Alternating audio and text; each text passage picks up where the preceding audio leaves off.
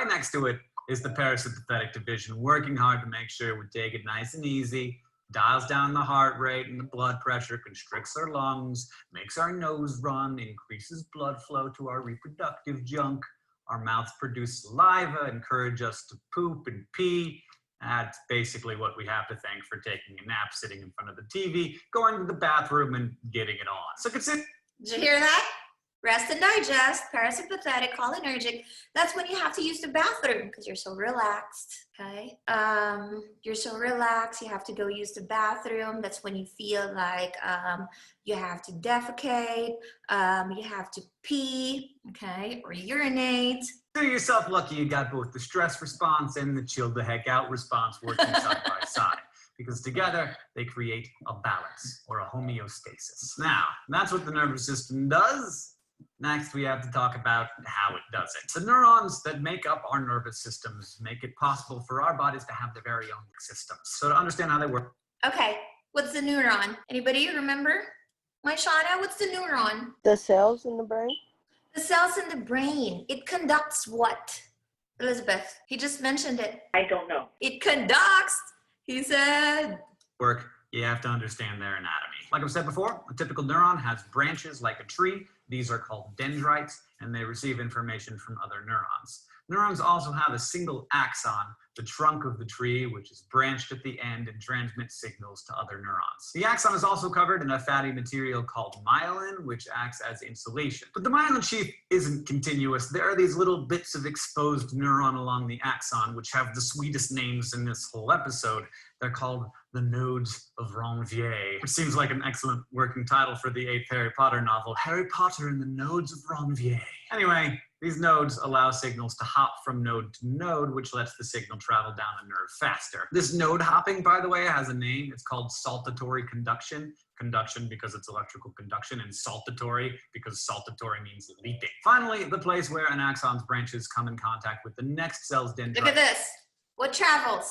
The messages. Okay, the messages. That's why I started off, and I want to start off with the afferent and the efferent. Okay, look at this. Is called a synapse, and that's where neurotransmitters pass information from one neuron. Now, think back to, or just go watch the episode that we did on.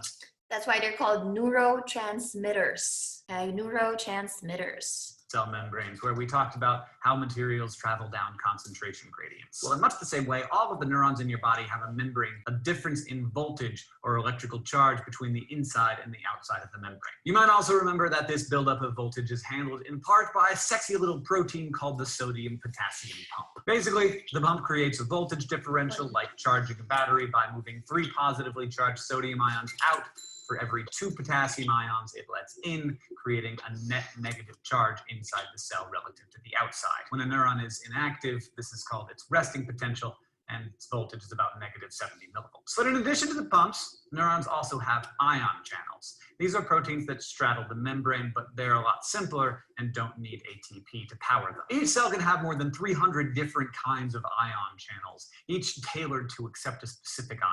Now don't zone out here, because all of this stuff is going to come into play when a neuron becomes active. This happens when an input or stimulus creates a change in the neuron that eventually reaches the axon, creating what's called an action potential. A event where the electrical potential of the cell rapidly rises and falls. When an action potential begins, like when a molecule of sugar touches one of my sweet taste buds, some ion channels open and let those positive sodium ions rush in so that the inside starts to become less negative. With enough I want you to understand this, because this is important not only in pharmacology, but once you get to your IV part, you will understand why do we have to have all those sodium and potassium in our IV bag? What does it do to the body? Okay, this answers that question. Stimulus, the internal chart of the neuron reaches a certain threshold, which triggers more sodium channels to respond and open the floodgates to let even more in. That's happening on one tiny little area of the neuron. But this change in voltage creeps over to the next bunch of sodium channels,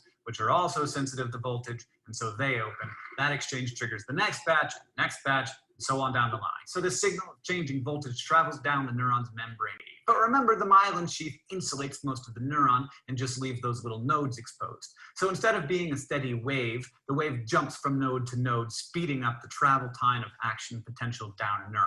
That's your saltatory conduction at work. When the wave reaches the end of the neuron, it triggers a release of neurotransmitters from the neuron through exocytosis, and those neurotransmitters then float across the synapse to the next neuron, where they trigger another action potential over there. Did you see how it fires? Okay, transfer from one to another. What do you think happened to those who lose it? What do you think happens to those who lose it? Like that guy who went to the theater and started shooting everyone at that Batman movie. What do you think happened inside? James, you have an idea? Seeing that, seeing those fires, those firings. No? What about you, Elizabeth? I think he wasn't getting the message. Somewhere along the nerve path, there was a broken pathway or a broken channel. Possibly. Or it could be possibly firing too much, okay? So those fires like that, it became, okay? Especially if you have a specific problem there and you're not on medication to normalize things, okay? By this time, so many sodium ions have gotten inside the first neuron that the difference between the outside and the inside is actually reversed. The inside is positive and the outside is negative. And it seems like neurons hate that more than pretty much anything else. So it This is important for chemistry class as well, okay? fixes itself. The sodium channels close and the potassium channels open up. The positive potassium ions rush down both the concentration and electrochemical gradients to get the heck out of the cell. That brings the charge inside the cell back down to negative on the inside and positive on the outside. Notice though, that now the sodium is on the inside of the cell and the potassium is on the outside. They're in the opposite places of where they started, so the sodium-potassium pumps get back to work, burn up some ATP to pump the sodium back out and the potassium back in. And whew, things. Remember, I always tell you, sodium, where there's water, there's salt, okay? I said that in the audio lecture. So sodium is best friends with water. So when you eat too much salty food like chips that we love, there could be what? Salt retention. And when there's salt retention, there's water retention. Where do you feel that most of the time? Right on your legs. Your legs are heavy, okay? If you eat too much salty food, why? Water retention, okay? And that's what we call edema. I mentioned that during the audio lecture, EDEMA.